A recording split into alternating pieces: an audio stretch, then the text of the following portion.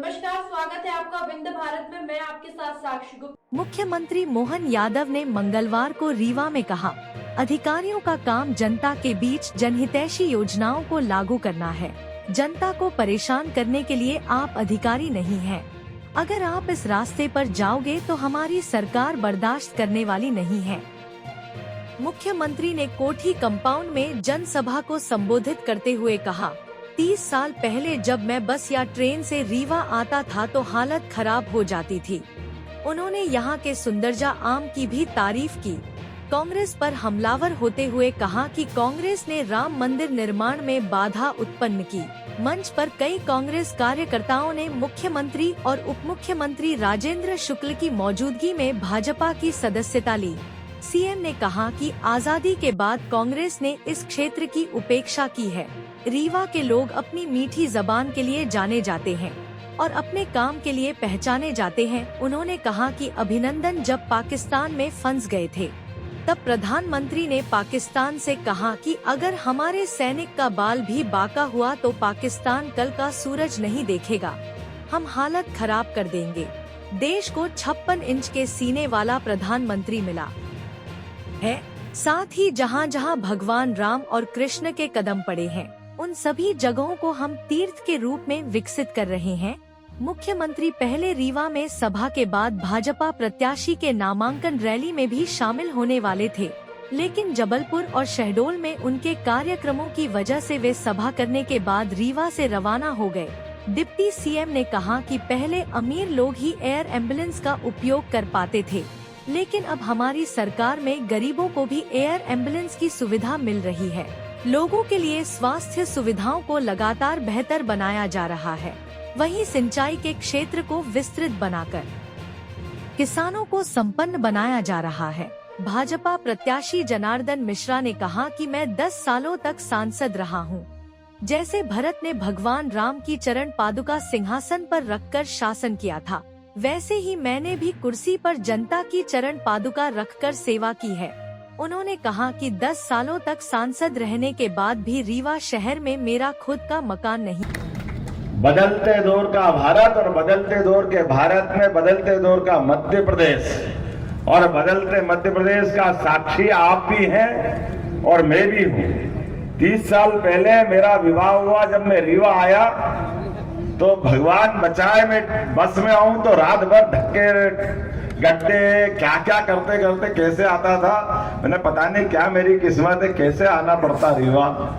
और ऐसे ही जब रेल से आता था तो रेल के डब्बे में बैठ के इधर देखता तो जैसे ही बरसात गई खेत खाली पड़े, क्या खपड़ेल के मकान, वो क्या कबेलू कबेलू अंग्रेजी कबेलू के बजाय हमारे बड़ा मन में ऐसी पीड़ा होती थी कि भगवान इस पे किसकी नजर पड़ी है। ये तो वो धरती है जिनने भगवान राम को 11.5 साल अपनाया, अपने आगोश में लिया, उनको आशीष दे करके ये धरती धन्य हुई है। लेकिन दुर्भाग्य के साथ कांग्रेस ने आजादी के बाद अगर इस क्षेत्र की उपेक्षा की तो मुझे इस बात की पीड़ा है कि वर्षों पहले यहाँ के लोगों की जिंदगी खुशहाल हो सकती थी। जो अभी हुआ है वो 70 साल पहले हो जाता। कितनी पीढ़ियां सुधर जाती, कितने लोगों का भला हो जाता। मुझे मालूम है रीवा के लोगों की काम करने की काबिलियत और रीवा के लोगों की अपनी क्षमता। रीवा, सतना, अरे ये तो देवभूमि है जहाँ के लोग इतने पवित्र मन से काम करते कि दुनिया में एक अलग अपनी मीठी जबान के लिए जाने जाते और अपने काम से पहचाने जाते। लेकिन दुर्भाग्य से लगातार नजरअंदाज किए। बड़े बड़े लोग यहाँ थे, लेकिन केवल वोट लेकर के सरकार बनाना और सरकार बना के मौज मस्ती करना, मुझे कहने में कोई गुरेज नहीं है। और उसके उल्टे जैसे ही भाजपा की सरकार बनी पूरा परिदृश्य बदल गया। कहाँ छोटी सी तहसील के नाते से जाना जाने वाला रीवा आज हर कोई लालायित होता कि मेरा मकान रीवा में हो, काश मेरा संबंध रीवा तरफ हो, रीवा संभाग में हो। और केवल रीवा क्यों, रीवा, सीधी, सिंगरौली, ऐसा लगता था श्रीलंका में जा रहा है। आने के रास्ते नहीं, जाने के रास्ते नहीं, रेल के ठिकाने नहीं। और कहने के लिए नीचे धरती रत्न गरबा, क्या चीज नहीं थी वहां, सब कुछ है। अगर नहीं थी तो कांग्रेस की इच्छा शक्ति नहीं थी विकास करने के लिए। कांग्रेस ने गुलाम बनाया हुआ था क्षेत्र को। और जैसे कि बात निकली है, कहां 70 साल और कहां 10 साल, ये चुनाव जो हो रहा है ये हमारे 10 साल का चुनाव हो रहा है। आने जाने में समय लगता है। हमारी सरकार ने निर्णय किया हेलीकॉप्टर सेवा से, जिसको समय की कमी होगी, आपके इस एयरपोर्ट से भी यहाँ कोई यात्री आएगा और कम समय है लेकिन चित्रकूट दर्शन करना है तो हेलीकॉप्टर सेवा से चित्रकूट उसको भेज करके वापस लाएंगे। मैहर की माताजी पहुंचाना है तो मैहर की माताजी में हेलीकॉप्टर सेवा हमारी देने वाले हैं। उसके अलावा भी मध्य प्रदेश के अंदर अगर किसी को अर्जेंसी है, जल्दी जाना है, भोपाल पहुंचना है तो 12 घंटे तक रात का रेल का इंतजार करने की जरूरत नहीं, या 6-8 घंटे ड्राइविंग करने की जरूरत नहीं। 1 घंटे से कम समय में इंटर स्टेट हवाई यातायात हम चालू करने वाले हैं। अगले महीने से आदमी को कहीं भी जाना हो, भोपाल जाना हो, ग्वालियर जाना हो, जबलपुर जाना हो, हमारी हवाई यातायात का उपयोग हम करेंगे। ऐसे एक नहीं कई सारे फैसले हमने लिए। उन फैसलों के बाद भी आज के इस अवसर पर, चूंकि हमने सबने अभी गौ माता का विषय आया हमारे बीच में, अरे गौ माता 33 करोड़ देवी देवताओं का आवास उसमें होता है। वो अगर सड़क पे मारी मारी फिरे, हमारी सरकार को ये पसंद नहीं है। किसको पसंद आएगा ये? कोई गाड़ी से टक्कर मार जाए, गाय माता तड़पती रहेगी, कोई बचाने वाला नहीं उसका। मनुष्य के लिए तो एम्बुलेंस है, लेकिन गौ माता के लिए क्या है? हमारी सरकार ने लिया है निर्णय कि माता गौ के लिए भी गाय की एम्बुलेंस बनवाएंगे। 50 किलोमीटर में कोई भी गौ माता अगर घायल हो जाएगी, उसका इलाज कराने का प्रबंधन हमारी सरकार द्वारा किया जाएगा। और गौशाला के अंदर जो उनको अभी तक राशि देते थे, वो राशि में 100% वृद्धि कर दी। मुझे इस बात की प्रसन्नता है, राजेंद्र जी ने 10,000 गायों की यहाँ गौशाला बनाई। आप में से भी किसी की गौ सेवा करने की इच्छा होगी और आपको इच्छा होगी कि गौशाला बनाना है, सरकार सब प्रकार की मदद करेगी और प्रतिदिन 40 रुपया रोज का आपको अनुदान भी दिया जाएगा, ताकि गाय माता के लिए खुराक की व्यवस्था की जा सके। हमारे अपने जिस संस्कृति को हम मानते हैं, भारत की पहचान इसीलिए जानी जाती है। प्रत्येक पवित्र नदी जिनके ऊपर हमारी श्रद्धा है, मंदाकिनी होगी, क्षिप्रा होगी, नर्मदा होगी, सब दूर रिवर कॉरिडोर बनाए जाएंगे। नदी के किनारे घाट बना करके उनको तीर्थ का रूप दिया जाएगा।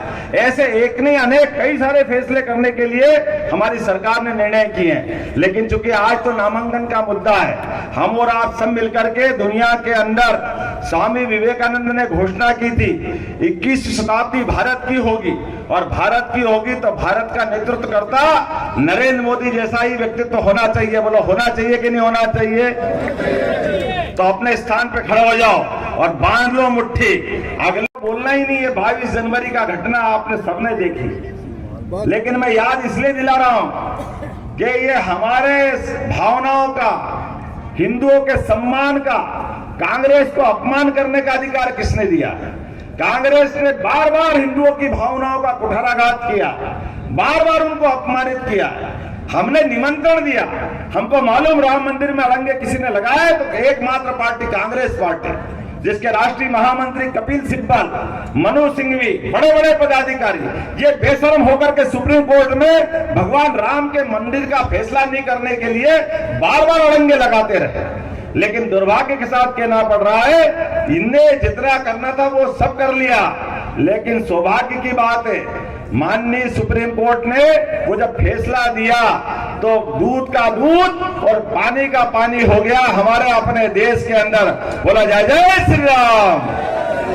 अयोध्या का धाम आज दुनिया में इस बात की मिसाल बन गया कि हिंदू हो या मुसलमान, और तो और जिनने 70 साल तक इस मुकदमे में सामने आकर के मुस्लिम पक्ष का नेतृत्व किया, वो भी प्रसन्नता के साथ लोकार्पण में शामिल हुए। ये हमारे देश का अपना चरित्र है, यहाँ राम और रसखान की संस्कृति है। लेकिन अगर कोई नहीं गए तो एकमात्र पार्टी कांग्रेस ने इस कार्यक्रम का बहिष्कार किया। बहिष्कार नहीं किया, अरे निमंत्रण ठुकरा दिया। एक बात ध्यान रखना, जिसने भगवान राम के मंदिर निमंत्रण को ठुकराया है, अब जनता इनको नहीं ठुकराएगी? ठुकराएगी कि नहीं ठुकराएगी? आने वाले 19 तारीख को, या तो 26 तारीख को रीवा के अंदर आज आप नॉमिनेशन फॉर्म जमा रहे हो, दूसरे चरण में आपका वोटिंग है।